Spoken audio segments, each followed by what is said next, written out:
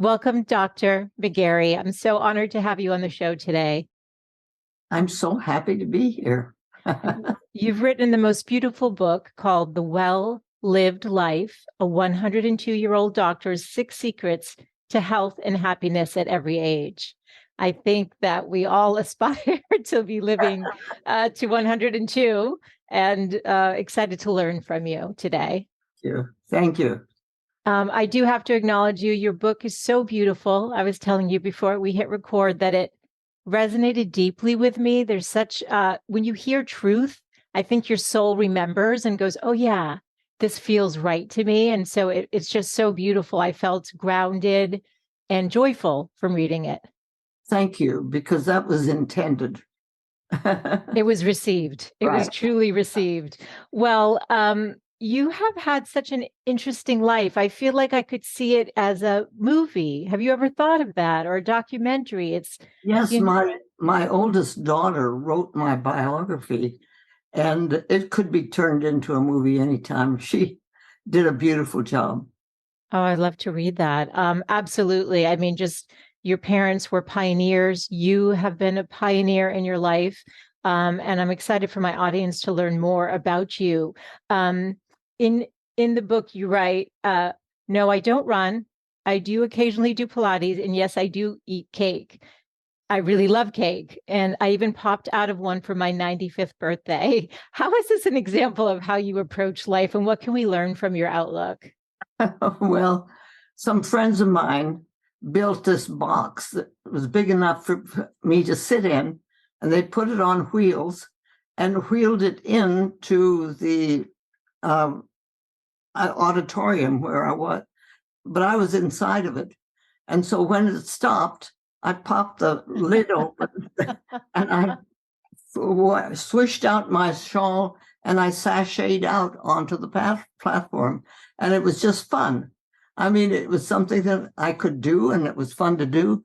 This last 102 birthday, I bought myself for my birthday present, an adult tricycle, and I rode it out onto the platform. Because the tricycle has a huge message to talk to people. It's got two back wheels. Yes. Is what's the body and the mind. And then it's got the front, it's got the two back ones, and they hold it together. That's the body and the mind. Yes. But it hadn't done anything about the front until it put the front wheel on, which is what is our whole spirit. That's beautiful. That started the whole American Holistic Medical Association, is because we needed that front wheel, which of course has to be directed by the person sitting inside.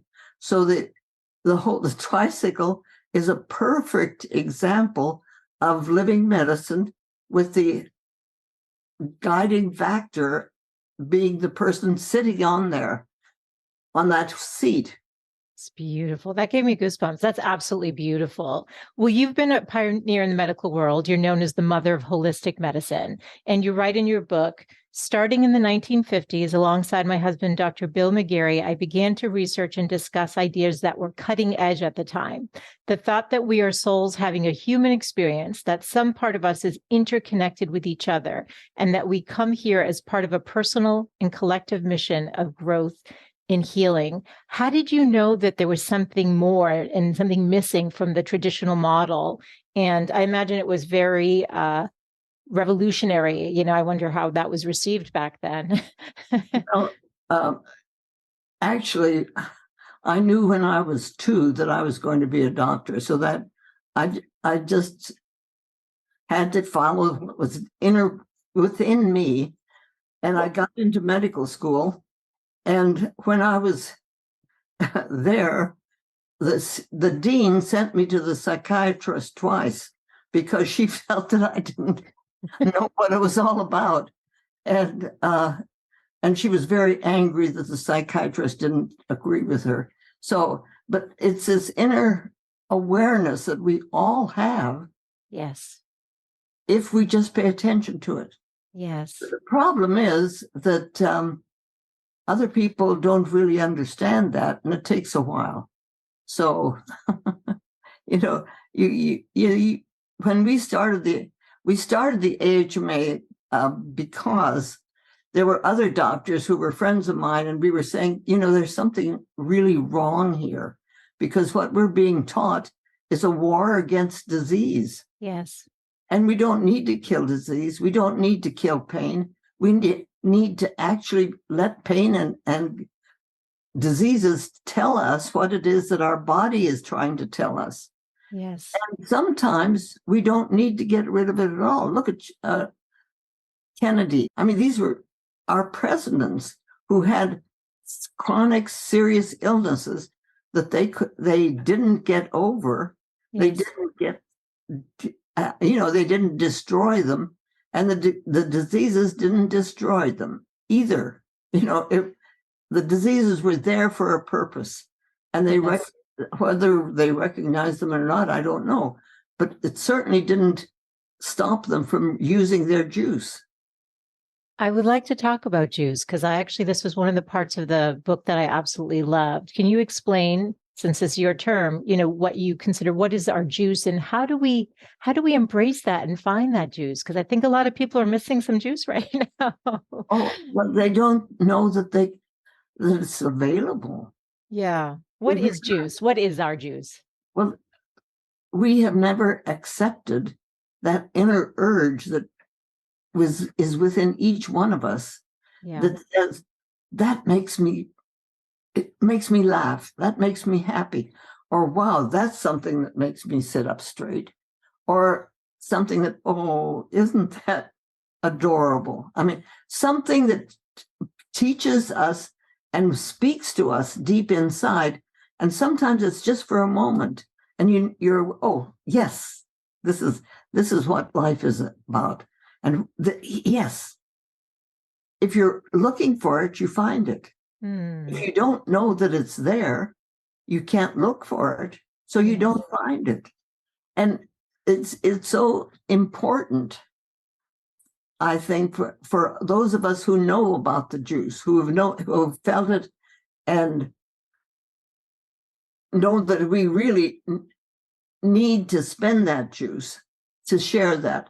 Fortunately, my mother was a beautiful example of this. I mean, the way she lived her life and did the things that she did was really important for me to watch and see and think, that's right. And when I didn't see it in the medical field that I was being worked into, yes, I knew that we had to do something else. It's courageous. Yes. And then, it took us 2 years to figure out how to spell holistic, because the word holistic has to have a root word of health, healing, and holy. And so, of course, it had to be with an H. But we all had our own ideas about what it should be, but there you are. I love that. So instead of a W, was it that the debate between a W or a H? And right. Then the 3 H's, the health. What did you say? The health? The health, healing, and holy. Holy. Oh, how beautiful. The mind, body, and the spirit, in a sense. It's that tricycle again, right? Yeah. That's beautiful. That's beautiful. I know my audience is going to say, please ask Dr. Gladys, what does she eat and do? Habits, any routines? I think people want like a formula for health and longevity, but what do you say to that? I mean, is there anything that you do? First of all, I say find your own.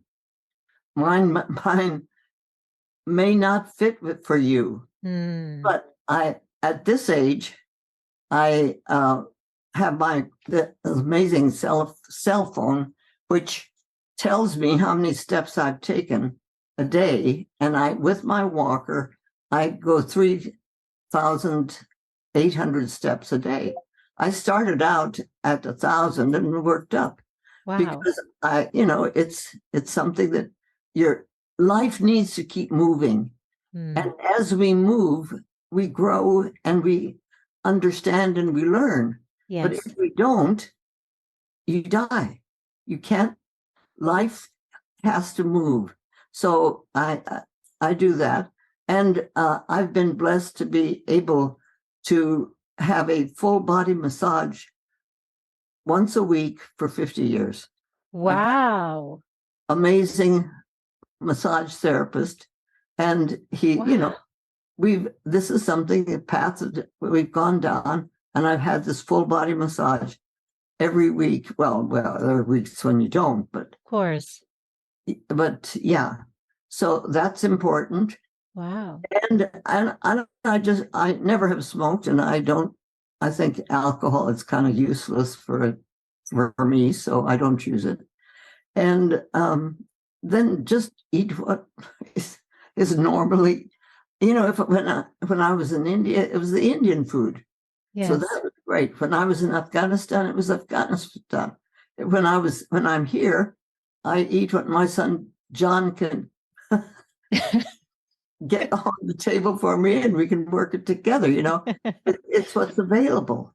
Yes. Yes. And I think I've heard you say, like, we know it's healthy, right? Oh, So and we know maybe what feels good in our body and maybe what we should be getting rid of too. yes, and what is right for me isn't right for you. That's important. I mean, Yes. it may give you a real bellyache. It so happens I love red pepper. You wonder why, but in India we use that, but that's not right for other people. So I didn't say that. I understand. No, that's an important message. And you talk about a lot of healing that we have to understand that that there's a physician within. Can you speak to this? Because I think this is important, because I think when somebody gets a diagnosis that's scary, we want to we hope that somebody can heal us. What do you say to that? Yeah, the whole field of medicine says that they will try to get rid of the disease. Right. Or the pain, okay. So we're going in a direction that needs to kind of be stopped in that way, because it's like my oldest son, he's a retired orthopedic surgeon. Yes. When he came through Phoenix, he was going to start his practice in Del Rio, Texas. He said, "Mom, I'm real scared." He said, "I'm going into the world. I'm going to have people's lives in my hands. I don't know if I can handle that." And I said, "Well, Carl, if you think you're the one that does the healing, you have a right to be scared. If you can understand that you have learned a medicine, something in medicine that is really important, and people will need this. They'll need the work that you can do. But when you've done your job, then you support the patient as they start their own job of healing the body. It's your job now to to allow them and support them as they go about the business of healing their own body." Yes. And it's that awareness that within us, there's that reality. And medicine hasn't taught that. No. Now, osteopathic medicine has taught that. Yes. And interestingly enough, my parents were both students of A.T. Still. And A.T. Still spent 10 months at least on I think it was the Cherokee Reservation, learning from the shaman. Wow. He couldn't, when he started writing about his ideas and the concept that he couldn't talk about that. He would never have been heard. So he had to, I just found that out from a friend who is a Native American physician and so on. So it's that awareness that is there, but the field of medicine has forgotten, because we started, in my life, the whole medical learning started because I started medical school in September and the war started in December. So the whole training throughout that whole time was killing and, getting rid of pain. Yes. And which was that World War One, Dr. Gladys? Ooh, no. World War II. Sorry, I'm not doing my own history well. Sorry. There we go. That's World all War right. II. Not Yes. World War One. That's right. I remember that when they moved you to India, right? Yeah. Okay. Okay. So World War II. Yeah, I can just imagine, especially as a female physician too. There was a lot of patriarchal systems in place, and you wrote about how women were you weren't embraced when you were in the hospital initially by one of the doctors, Yes. and and then here you are pioneering something that has transformed and helped so many people heal when they felt like there was no path for them. So I have gratitude for you. Oh, yes. It's very courageous. You write in the book, and I love this. You wrote, each of us came here to do something. And as I see it, true health has nothing to do with the diagnosis of a disease or prolonging life just for the sake of it. It's finding out who we are, paying attention to how we're called to grow and change, and listening to what makes our heart sing. So this is the idea of the juice, right? Right. And then if there's challenging times though, so let's say we're connected to our juice, but then life, we're following that juice, but life's giving us a hard time.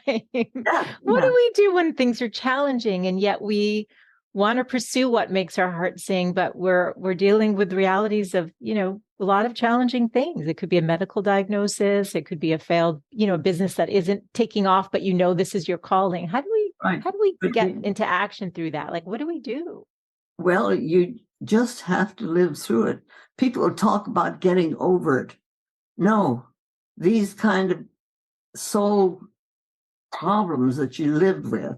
Yes. You don't just get over them. It's not like skipping rope. You have to live through them. If you can live through them, first of all, you accept the fact that they are there.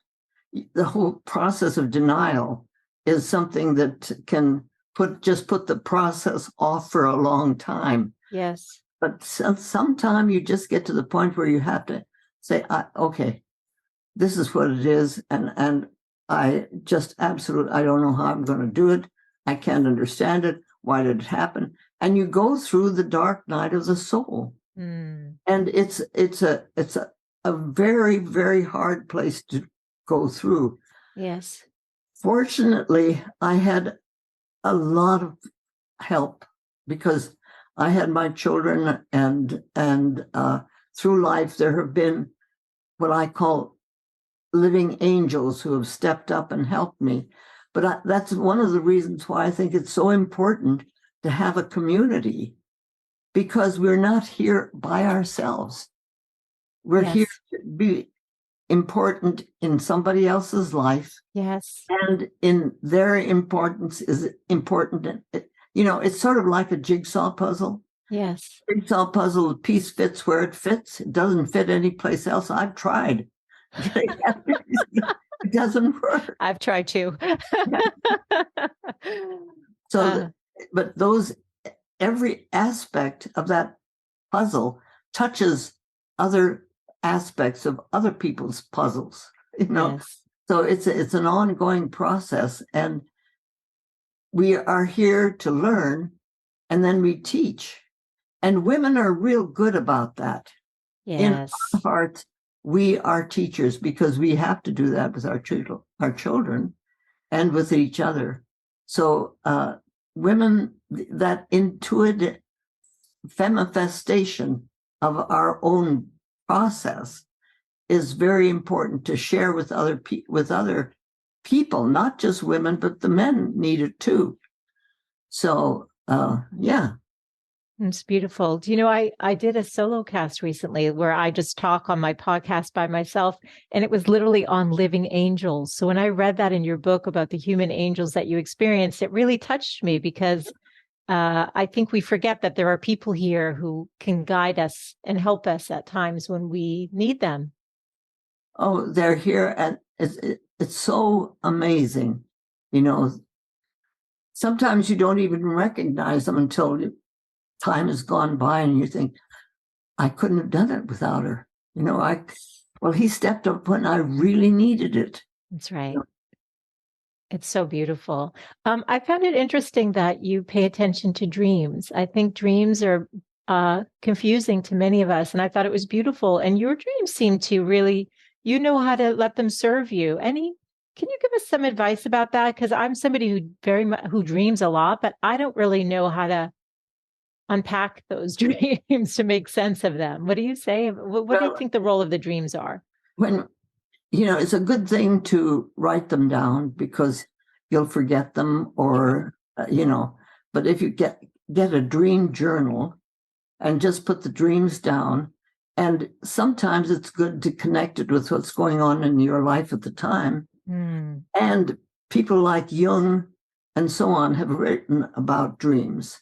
And it's a wonderful study because then you begin to look it up, begin to see what does the foot symbolize, and then you begin to, what does my foot do?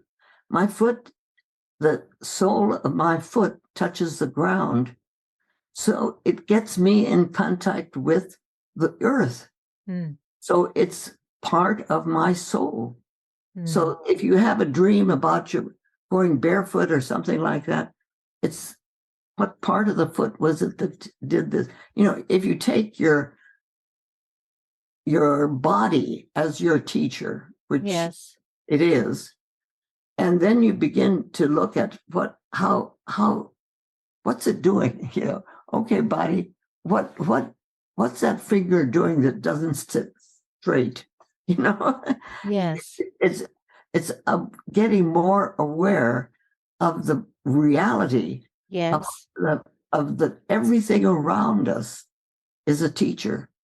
How the plants grow and how the wind blows, and these are all things that we learn and we live with and we understand at a soul level, but we don't think about until we actually start thinking about them. And when we do, that's when that ties right in with dreams. And it's a wonderful study. It's been huge in my life and in my kids' lives. That's so beautiful. What's a piece of advice that you would love to give to your younger self that we can learn from as well? Well, just don't give up. In fact, that was from my dad. I can see him now looking at me. I was doing something. He's looking at me. Are you a quitter? Oh, no, I'm not a quitter. It's that kind of awareness of what's going on within your life. And people teach us how to actually understand ourselves. And as we do that, it's we learn. And I swear, being 102, I learn something new every day. There is so much to be learned. And either talking to my kids or talking to somebody or having something come up in a dream or something happen. There's something to be learned every day. That's beautiful. And so it's a growth process. Yes. Well, I understand that you have a 10-year plan and you believe people should have 10-year plans. Can you share with us your plan, your vision? I absolutely have to, within my soul, help create a village for living medicine, which starts with the birthing center, a loving birth center, because what's happened to birthing in our culture is really, it's bad. Yes. We've taken away the power from women. Women don't know that they can birth babies. They think they have to be delivered of babies. We deliver pizza. We deliver speeches. We don't deliver babies. Wow. I'm trying to teach myself that I have not delivered any babies. I've helped women birth their babies. And it's that reclaiming the power that we all have. But the village for living medicine is something that I think I've always, growing up in the villages in India where they needed so much. And my parents were there to give what they could give. But I knew that there was more that needs to be done. And a village is where everybody knows everything that's going on within the village. Yes. And they are there to support each other. And the things that the pharmacist does in the pharmacy at the village for living medicine is right for that village. And it's incorporates what's happening there and what's the village itself accepts.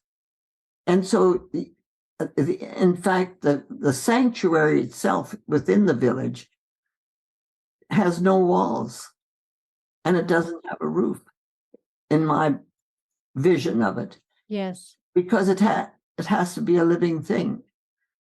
You have to have areas where people can come and go within the sanctuary. You would do services and whatever you want to do, but you don't keep people out of the sanctuary. The sanctuary is a place that allows people to, if they need time to come in, they need time to come in.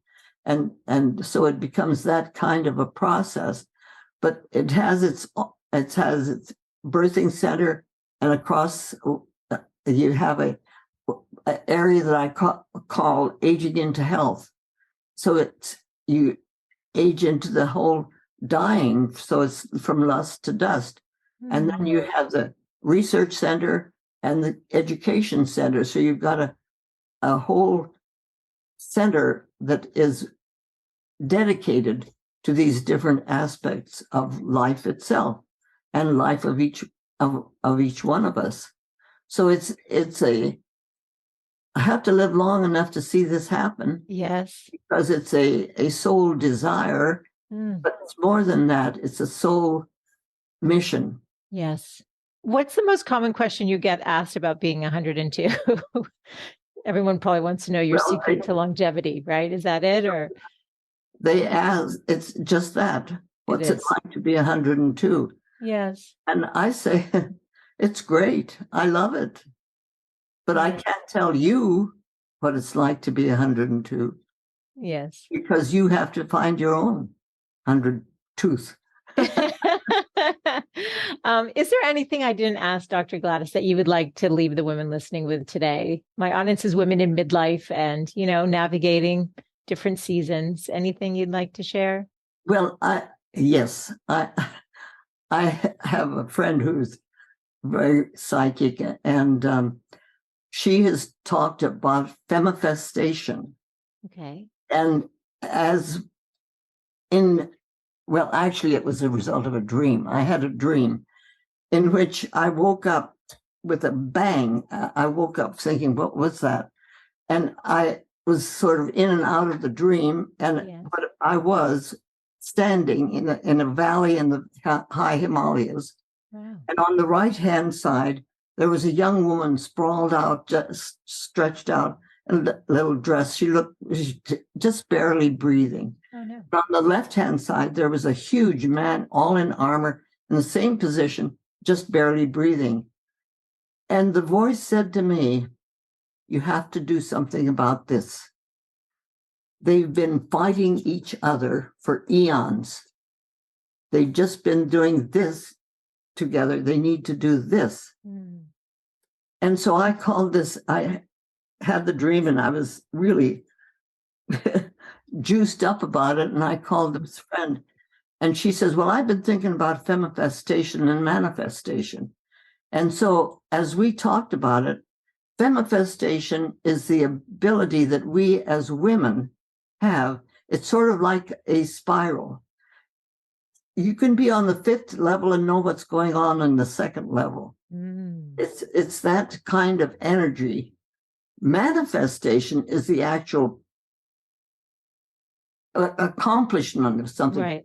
Get your degree, you accomplish something. So you manifest, but the Feminifestation is what allows you to get to the point where you can manifest. Think about a pregnancy. Wow. You manifest the baby. Yes. And the whole time that you're pregnant, you're Feminifesting. And I think it's acknowledging within us the power that we women have. Yes. And using it and not letting it dry up, and not being afraid of sharing it, because sharing it makes it worthwhile. So powerful. I love it. I love how your mother was also that mentor to you, and now you are passing that forward for all of us. And you've been brave and a pioneer, and there's a fire in you. You've got that fight that you talk about in the book. And I think I can't wait to see your living village. And I am sending you blessings and love for all of that to not just manifest, but femifest. How would we say it? Yeah. Femifest for it's you. a good word. It's a fantastic word, and it's going to take off. It's going to take off with you sharing that. I love that so much. It's true, because manifestation, and here we are, feminine, the femistation, how to say femifest. I'm going to write that down. We got to make that a thing. I think you've now pioneered something new that we need to sit with.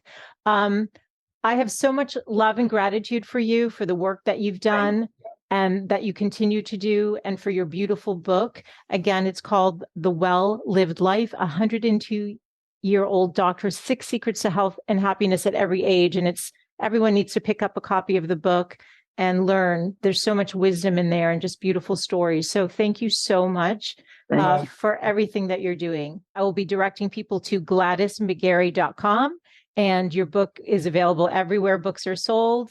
All of the show notes for today will be over at thegoodlifecoach.com for people to buy the book and connect with the work that you're doing in the world. Thank you. Thank you. Thank you so much. Grateful. So grateful to you today. Thank you so much.